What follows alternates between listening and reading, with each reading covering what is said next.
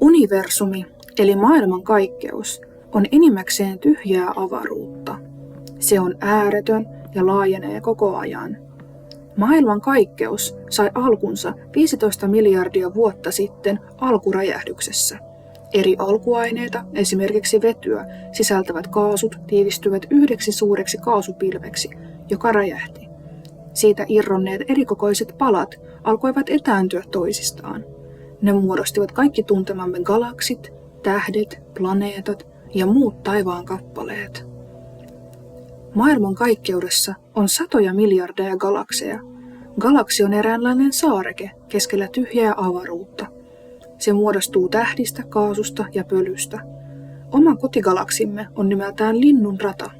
Galaksiimme kuuluu aurinkokunta, joka koostuu auringosta ja sitä kiertävistä planeetoista, kuista ja taivaankappaleista, eli asteroideista. Tähdet ovat valtavan kokoisia, oman valonsa tuottavia kaasupalloja. Tähti syntyy, kun avaruudessa leijuva pöly ja kaasu alkavat tiivistyä, ja kaasupilven sisältämä vety muuttuu paineen alla heliumiksi. Näin syntyy tähden ydin. Aurinko on maapallon lähin tähti. Siinä tapahtuvat kemialliset reaktiot, räjähdykset, vapauttavat valtavasti energiaa, joka säteilee maahan valona ja lämpönä. Auringon energia on yksi tärkeimmistä syistä, miksi elämä maapallon päällä on mahdollista. Aurinkokunnan keskus on aurinko, joka suurella painollaan eli massallaan vetää puoleensa sitä kiertäviä planeettoja, kuita ja asteroideja. Planeettoja aurinkokunnassamme on 8. Planeetta on suuri pyöreä kappale, joka kiertää aurinkoa säännöllisellä kiertoradalla. Planeetat jakautuvat kivi- ja kaasuplaneettoihin sen mukaan, mistä aineksesta planeetta suurimmalta osin koostuu.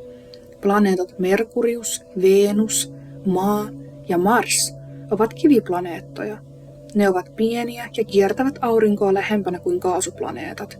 Niiden ydin on kiveä tai metallia. Kaasuplaneettoja ovat Jupiter, Saturnus, Uranus ja Neptunus. Niiden ydin on kiveä tai metallia ja niiden ympärillä on suuri kaasupilvi. Kaasupilveä ympäröi rengas, jossa planeettaa kiertävät kivi- ja jäälohkareet, asteroidit. Kaasuplaneettoja kutsutaan myös jättiläisplaneetoiksi, sillä kiviplaneettoihin verrattuna ne ovat valtavan suuria. Oma kotiplaneettamme, planeetta Maa, syntyy kiven ja pölyn tiivistyessä noin 4,6 miljardia vuotta sitten. Maan ydin koostuu metalleista, kuten nikkelistä ja raudasta, ja sen sisällä vallitsee kova paine. Maan ytimen päällä on kerros, jota kutsutaan vaipaksi. Se koostuu sulasta kivestä eli magmasta. Kun tulivuori purkautuu maan pinnalla, siitä purkautuu magmaa.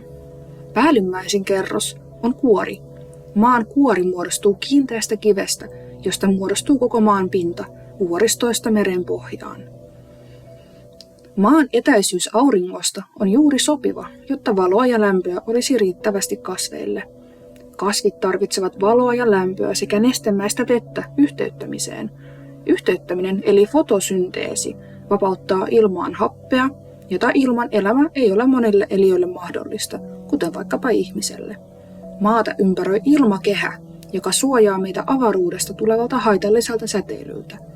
Lisäksi se sitoo itseensä auringon lämpöenergiaa, joka mahdollistaa maanpäällisen monipuolisen elämän.